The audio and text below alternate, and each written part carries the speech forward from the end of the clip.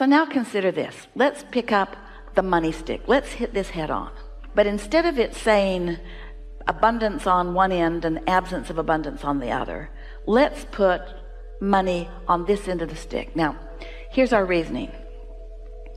We're going to put it on the end of the stick that is like, if you've been noticing today, as we've been inspiring Esther to gesture, we're talking about the vortex, and we're talking about unwanted more in these ways. And this is more like non-physical influence, and this is more like physical influence. And this is more like tuned in, tapped in, turned on, and under the influence of source. And this is more like under the influence of what is, or what people think. You follow? So on this end of the stick, let's make it is what people think, how you feel. And let's put money on that end of the stick. But on the other end of the stick, let's put what your inner being thinks. Your inner being thinks freedom. Your inner being thinks exhilaration. Your inner being thinks choices, options, ease, flow. And can you see how when you think of those things, it doesn't activate the don't have enough money end? Can you feel the difference in that? Mm-hmm. That'll help you a lot, because there is so much appreciation in you. We can feel it, and ease and flow on so many subjects. And so what you're doing, you're just recalibrating this stick. You're just making this stick work for you, because you've been playing with this stick your whole life in ways that it doesn't work for you. Right, I can feel that. And nobody can just all of a sudden, because we said so, say, okay, I'm just going to look over here. No, you're not. You're going to look where your habit of thought is. Now you see this stick differently, because things that are manifested, by that we mean the money in your bank account, your financial situation. That is a reality that you've been encouraged to focus upon. Every day you got to know you can't spend more money than you've got, or you can't spend more money than your credit limit. And so it's something that you're aware of, but you're aware of it in a way that isn't serving you. It's like we can't fix the subject of money at all. You know what other subject we can't fix? We cannot fix the subject of God. You've screwed it up too badly.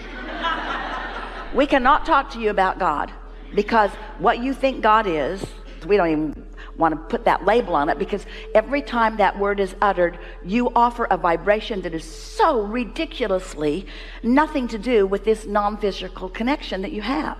And so we've taken God out of our vocabulary for the most part. Have you noticed? We talk about source, we talk about vibration, we talk about energy, we talk about inner being, we talk about well-being, we talk about vibration, we talk about energy. Because when we talk about those things, you don't go But if we were saying God, you'd go because God has let you down over and over and over again. You've been praying and God's been out to lunch. I have one other question on this then. Okay, so before you go there, let's just make sure we've nailed this down in a way that you're really getting it. Since we've taken God out of the equation and money out of the equation, and instead we're talking about things that are really easy for you to relate to, and therefore things that are very easy for you to find vibrational alignment with, now you'll be tuned in, tapped in, turned on. That will work for you. This process will change your relationship with freedom, not money, with ease, not money.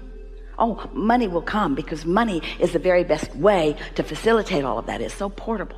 It's so exchangeable. Okay, I'm with you. And so this part of it is a new dynamic. I've recently, within the last 3 months, attracted a new boyfriend who happens to be a multimillionaire. So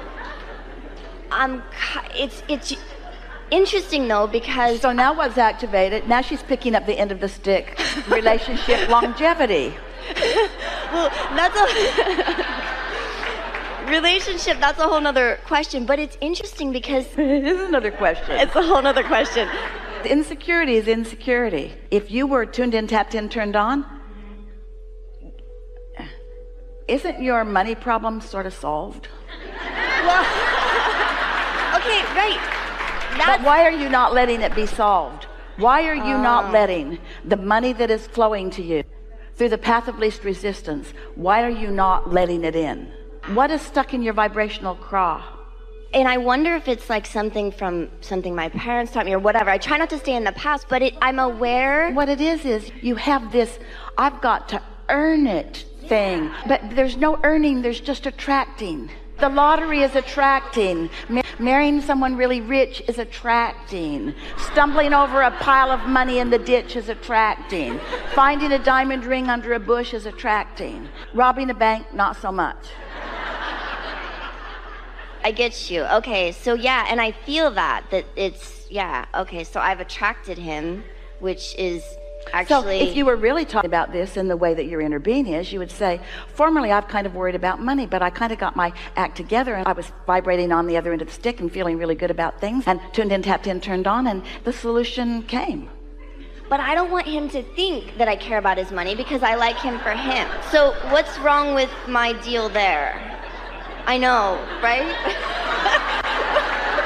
Well, what it is, it's all right, but you're just doing what humans sort of naturally do, where you're caring about what someone thinks, because you don't know what he thinks. You're just thinking about what you're thinking he's thinking about. So what he's thinking isn't messing up your vibration. What you're thinking about what he's thinking is messing up your vibration. So you're just doing the same thing with this boyfriend as you've been doing with money. You're focusing on it in a way that doesn't feel good to you, and thinking that you need to adjust to it not feeling good. It's never going to feel good. We would like you to all get to a place where you're accepting that well-being is raining down on you and around you through the path of least resistance, and that's always the way that it is.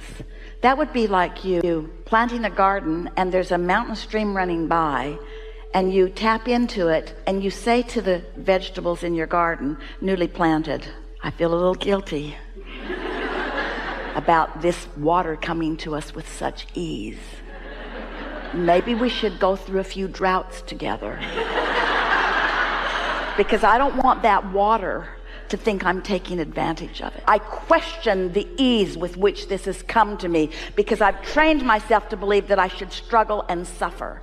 So then you want to ask yourself, is this who this person is? Did this person come to you with an attitude of, I'm just a wonderful, wonderful catch, and you must have suffered a lot to deserve me? Was there anything like that came out of this person's mouth? No. Nothing even close to that. You're making it up. You might want to figure out why. Do you know why? Will you tell me why?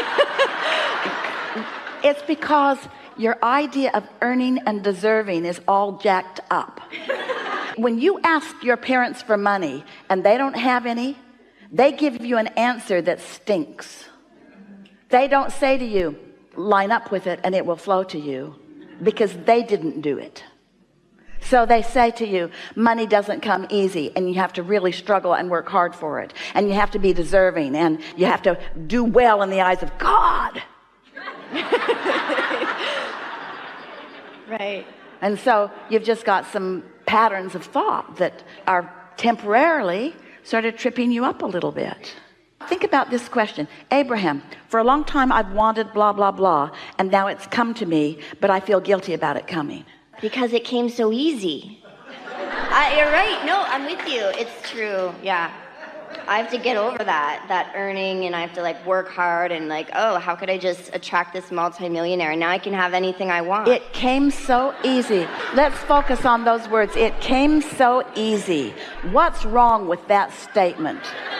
Everything is wrong with that statement. What humans want to say is hard work, struggle, and sacrifice, and then if you're really lucky or really particularly good, maybe some abundance will come to you, but not likely. Mostly you have to croak, and when you get into heaven, the good stuff will come, provided you've been good.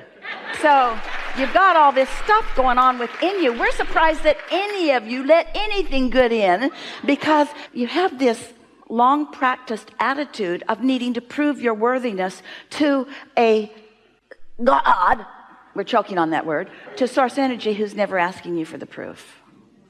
So when you set yourself up to prove yourself worthy to something that's not asking for the proof, you just get all out of balance. Look at it this way. Abundance is raining down on all of you, and it's like you've got umbrellas up, not letting it in.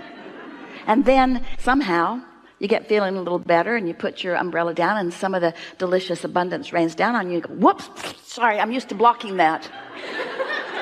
It feels more virtuous to block it. I shouldn't let it in. It speaks to the money shortage consciousness that is rampant in your environment that most of you have been practicing for quite a while. It's like you think that there's this finite pie, and that if you take a big slice of it, that you're depriving others of their slice of the pie. But that's not the way this energetic pie, this pie expands to the degree of your asking. The pie is enormous. If you could see this pie accurately, it's the biggest pie. Esther can't find words to describe the infinitely big nature of this pie. And as humans on the planet, you're eating a slice out of it that's so infinitesimal we can't even find a measurement small enough to talk about it. And you're worried about you taking too much of a pie that hardly anybody else has even dipped into at all. And because they don't seem capable of dipping into the pie, they're trying to get you not to either. Have you seen this pie? No, you haven't. We've seen the pie. We've seen the pie. It's time for you to start cashing in your vibrational chips, you see. And what difference does it make through what avenue it flows? You say to your children, most of them believe that their abundance flows through you because that's mostly how it starts out. And then they get this warped sense of what they deserve because often they have parents that don't have a big flow flowing. And so their parents teach them that there's no flow so that the kids will stop asking for things that the parents feel that they can't provide. Well, wouldn't it be lovely if, once you understand this, if you could say to your child, oh, there's an abundant stream flowing and your flow doesn't come through me. My flow comes to me based upon what I allow, but your flow comes to you based upon what you allow. And your abundance does not flow through me any more than your clarity flows through me. Wouldn't it be interesting if you said to your children, oh, you can't have clarity about that because I've been confused about it my whole life. So there's no point in you even trying to figure this out because I was never able to figure it out. So you're not going to be able to too. Because the child would say, hey, you know, I get my thoughts come directly to me. And so does your abundance. It comes directly to you through the path of least resistance. Don't quibble with how it gets there. Don't rob a bank. I see.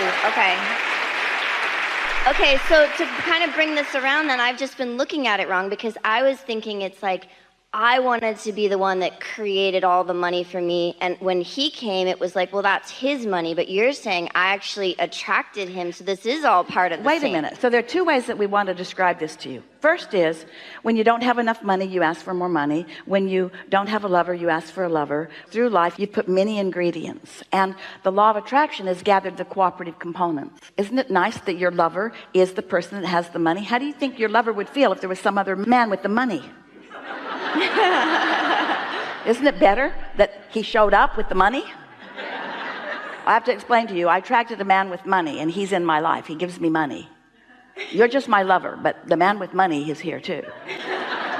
Well, that'd be fine, but it's not what you wanted. And so that's one thing. The cooperative components have gathered together, and that's just a lovely thing. The other thing that we really want you to think about is that as you put these ingredients into your vortex through your whole life and even before, and the law of attraction gathers them together and brings the cooperative components together, it is the picture that you've been putting together. Do you think that you were sitting around and intending, we're just going to play with you, universe, please bring me an impoverished lover? No. Oh, you didn't ask for that? No. Oh, really? Then why are you surprised that you have a prosperous lover? I'm not surprised. I'm happy Yeah? about it. Yeah? Yeah. No, Yeah. I see the shift. Yeah. Yeah. Do you not believe me? We do. No, we do believe you. We witnessed the shift during this conversation. Yeah. Yeah, for sure. We do believe you. Okay. All right. Thank you.